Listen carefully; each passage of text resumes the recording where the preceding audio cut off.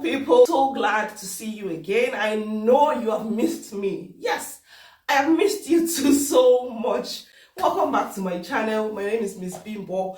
I'm a Nigerian trained pharmacist and a UK care assistant, and in this video I've come bearing good news again. If you are aspiring to become a pharmacist in the UK, whether you're an overseas trained pharmacist already, you're an overseas trained pharmacy technician, or you want to start a career in UK pharmacy sector, this video is definitely for you. Just try as much as possible to watch this video to the end, like it, share it out so that other people can learn, because I'm going to be sharing my own personal information, like my personal story. If you're an OG, if you have been following this channel for a while, you will know that when I landed the UK, first thing I started to do was to look for a job as a pharmacy dispenser. So I got loads of invites for interview. I went for some of those interviews and I shared updates here on my channel. Like, I made vlogs to show you how the interviews went. But at the end of the day, as I got the interview invites, was the same way I got the rejections. Majority of the employers did not want to employ me, not because I am inexperienced. They love the fact that I am experienced, but because I did not have NVQ2 in pharmacy services. For them, that was a deal breaker. So a lot of them said, unfortunately, we wouldn't be able to. You qualify, you have everything that we need, but because you don't have NVQ2, there's nothing we can do. So that actually discouraged me and I gave up on my dream. So recently I got an idea to actually apply for an NVQ2 program, which I found out that I can actually apply without having a job here in the UK as a pharmacy dispenser or pharmacy assistant. So if you fall in this category, you have been applying for a pharmacy dispenser role, but you have been getting rejections because you don't have an NVQ2, this video, you need to watch it to the end. I found out that I could have even tried harder just when I came into the UK. There's an alternative route to actually become licensed pharmacist in the UK, and you don't have to, spend so much. It may take you longer, but then you don't have to spend so much because you would be working and you would be schooling. If you're fortunate enough, you will even be funded by the government. You wouldn't have to spend your own money. If you fall in my category, that is, you live very far from any of those 4 universities that currently have the OSPAC program running, and you are very discouraged, this is just a sign to tell you that you can do it the other way. I recently looked up the colleges around me and I tried to apply for NVQ2 apprenticeship program. So again, if you have lived up to 3 years in the UK, you are qualified to get into apprenticeship programs. But if you're less than 3 years in the UK, you will be able to fund yourself in college. So because I am less than 3 years in the UK and I am not ready to wait till I am 3 years, because why not? If not, why can't I start now? Why do I have to wait? I have recently put in my application into a nearby college to study NVQ2 in pharmacy practice, and these are the eligibility requirements by the college, and I want to believe that it is the same across all the colleges.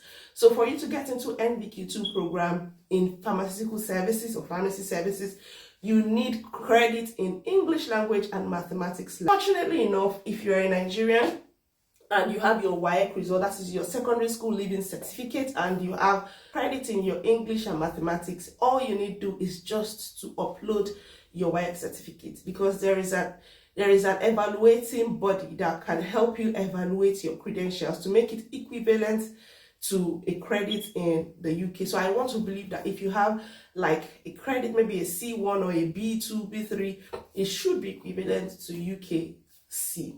If you don't have credit, or maybe after assessing your credentials, your English and maths is not equivalent to a credit in the UK, you can actually apply for GCSE instead of NVQ2. That means you will need to first do GCSE before you now apply for NVQ2. So basically you need maths and English. It could be from GCSE or from your WAEC. That is one. What I did in my own case, I didn't even submit my own WAEC results. So what I did, because I have an A-level degree from Cambridge University, which I did back home in Nigeria, so I submitted my A-level certificate, coupled with the fact that I am an experienced healthcare provider in the UK with over over 2 years experience. I submitted that one to say that I am experienced healthcare worker in the UK.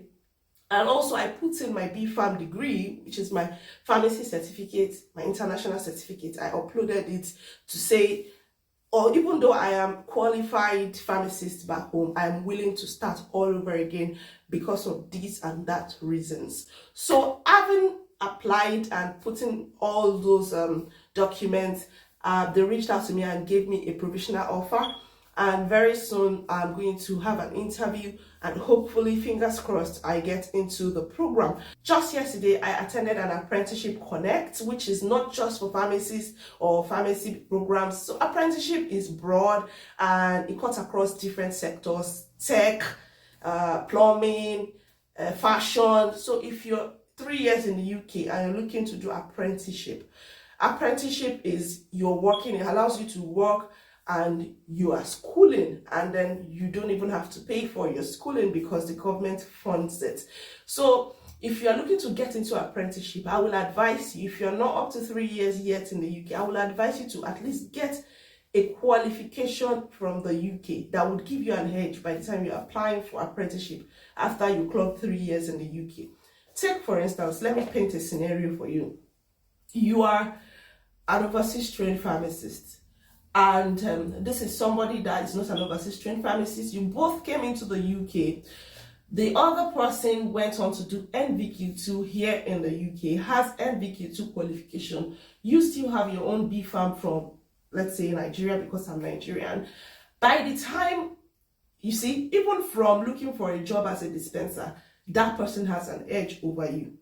And now let's talk about looking for apprenticeship. Maybe you're not looking to get into NVQ3, NVQ4, which is for pharmacy technicians. And after that, then there's higher level apprenticeship that can actually sponsor you to go to uni. So by the time you're applying for that, both of you put in your application for NVQ4 or maybe NVQ5 or 6, which is higher degree, higher level apprenticeship. They would most likely consider this other person over you. So that is why it is important that you jump on this opportunity to get at least a minimum of NVQ2 here in the UK if you're looking to progress in your career from back home. Good enough, I was told that they could speak with some of the lecturers, because as long as you meet the eligibility criteria for either NVQ2 or NVQ3, then there's no stopping you. So these are the eligibility criteria. Entry requirement for NVQ2. I'm going to share it. Maybe I'll just take a snapshot and share. This is NVQ2. You see, NVQ2, and these are the eligibility criteria. They include that you must be 16 years and above, and you must be working in a suitable pharmacy role for at least 21 hours per week. So when you get into this program, you must be working 21 hours per week in a pharmacy setting. And then for applicants who do not have a GCSE grade C or equivalent in numeracy, literacy, and ICT, completion of this will be a mandatory element of the apprenticeship. So these are for those people within the UK. If you're outside the UK, your WAEC or your GCSE in maths and English, or your A-level, if you don't have A-level in maths and English, even if it is just science courses like physics, chemistry, biology, just include your WAEC with it. That would suffice as long as you have good grades in all of these subjects. You're schooling in the UK, or your children or child is schooling in the UK, they will need GCSE grade C or equivalent in numeracy, literacy, and ICT. Those are the 3 subjects. All right.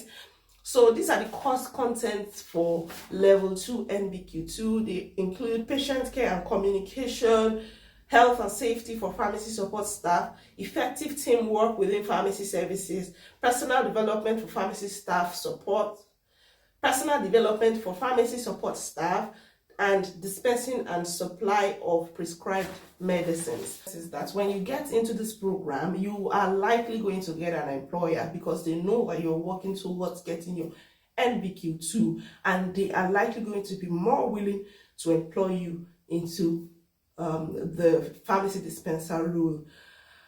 So fingers crossed, I'll keep you updated about my progress.